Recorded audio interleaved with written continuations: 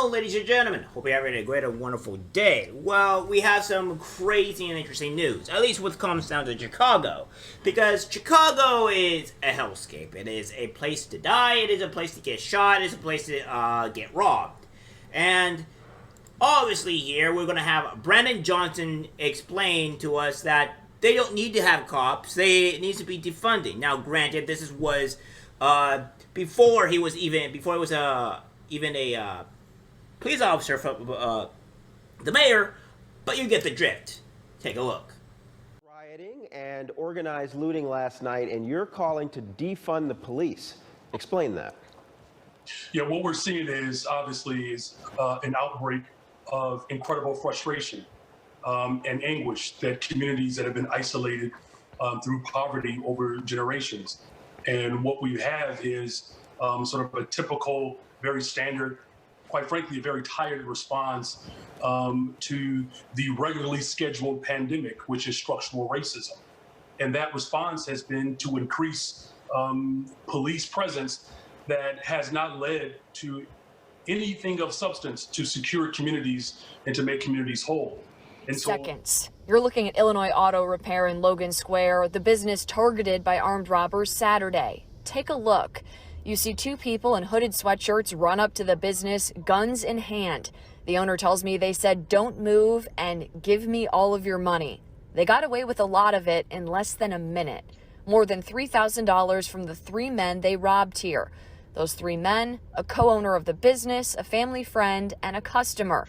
Now three of dozens of victims from this weekend. We followed up on the latest string. Police won't say if they believe any of the recent robberies are connected right now. But here's a map of where they happened, starting at 9:45 last night. 10 victims, 4 of them injured. Men punched and a woman kicked. Some injured because they fought back. Police say do not resist. A 23-year-old woman was kicked by robbers here on West Randolph last night when police say she originally refused to comply with them. She was rushed to the hospital. We're told that she's doing okay. But what does our mayor, Mayor Brandon Johnson, have to say about this continued crime spree, these continued robberies? We asked his office today. They got back to me and said he's aware of the issue and he's working with police.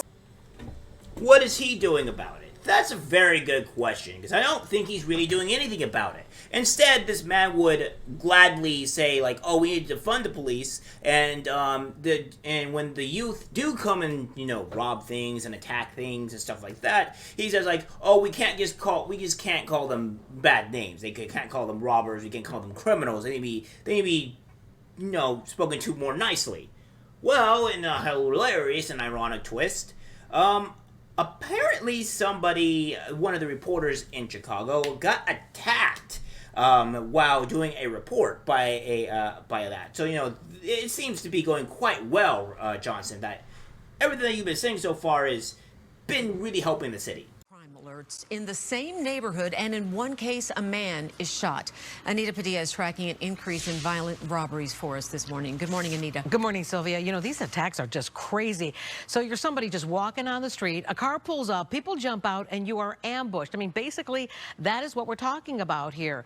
What we understand is that around 1:22 in the morning, the men jump out of a white Kia. They're armed with guns. The victim never sees it coming, and clearly they are surprised. Let's look at the video right now when they are robbed. Now, around 1:35, it was a 24-year-old shot less than 2 miles away, and he reports that gunfire came from a Kia.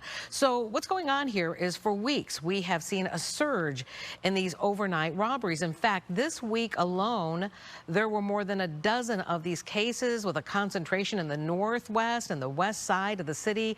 One night, there were actually 4 armed robberies in the same night, all taking place within a 15-minute span. And in each case, they all had a similar MO. 3 to 4 armed suspects jumping out of a dark gray sedan, demanding the victims' wallets, purses, cell phones. So Chicago police say the robbery crime rates are up. If you want to know how much, it's a big number, a whopping 107% in just 7 days. And the neighborhoods we're talking about here, because you're probably wondering where specifically is this happening, we're talking about mostly the Ukrainian Village, Lincoln Park, Lakeview, Hermosa, Jefferson Park. All of these neighborhoods is where, if you live there, you need to be aware, especially if you're somebody walking. You don't expect something like this to happen. So what CPD is doing is they're putting more officers on the street. We're talking about the West Loop, West Town, Pilsen. They're going to be doing this over the next 3 months, and what they're hoping is that they're able to combat this problem. In fact, there's an alderman in that ward there, 36th Ward, who says that next week they're going to hold a meeting so that the community can come together, maybe discuss some of these concerns, talk about similarities. Sometimes you get information at these meetings where you're, not aware of, and that helps police too. That meeting, in case you want to attend, it is set for Tuesday at 6 o'clock at the Ukrainian Village Cultural. So 107% spike in, robberies doesn't seem to be very good, Brandon Johnson. But of course, as always, this man is going to feign ignorance. He's not going to say anything. He's going to defend people that are being robbed or defend teenage takeovers and, kind of just ruin everything that Chicago is right now. I mean, Chicago has always been a hellhole to begin with. It's never really been the greatest place to be in. And honestly, neither is the state of California or many of these liberal states. But Chicago is an exception. Chicago is the place to where you want to go and get shot. So, without further ado, here's Brandon Johnson ignoring everything.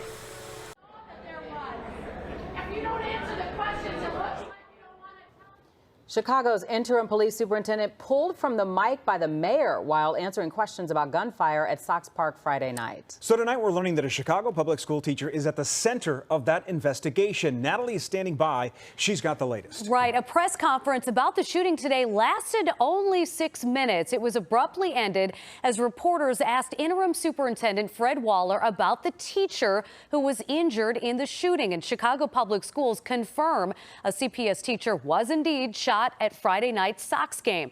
2 women suffered injuries. Many are wondering how a gun got past metal detectors into the stadium, as police say they've almost certainly ruled out a flying bullet from outside the rate.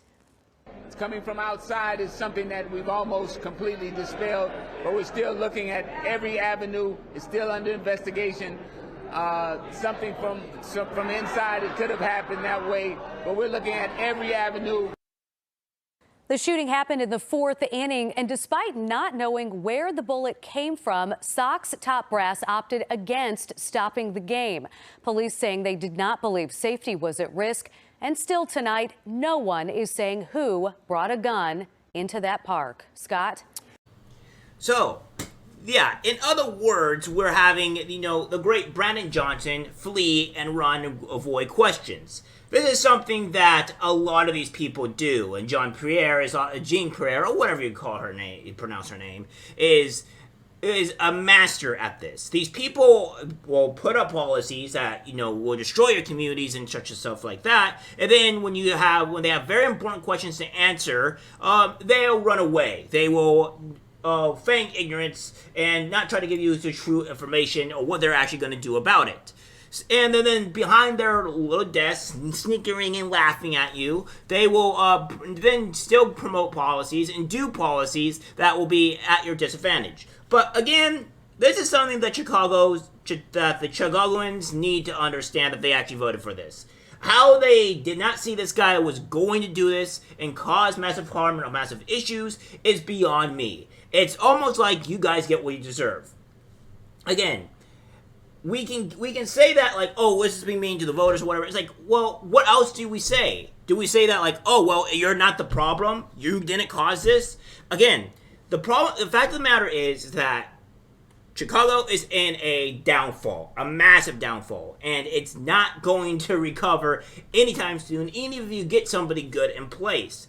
And the people need to understand on how to fix these things. And the only way to fix this is get rid of Brandon Johnson and try to vote somebody in that will fix the crime.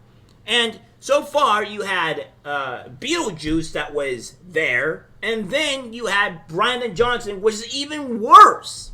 So, again, Chicagoans, the Chicago people, please, for the love of God, save yourselves. Unless you like the crime, unless you like the robberies, unless you like all this other stuff that's been going on in your own state, in your city, which Chicago's not really a state, it's a city, then by all means keep on letting it happen. But this is just a state of Chicago, and it ain't looking good. It's a mess over there. Alright guys, that's it for the video. Like, subscribe, share. As always, take care.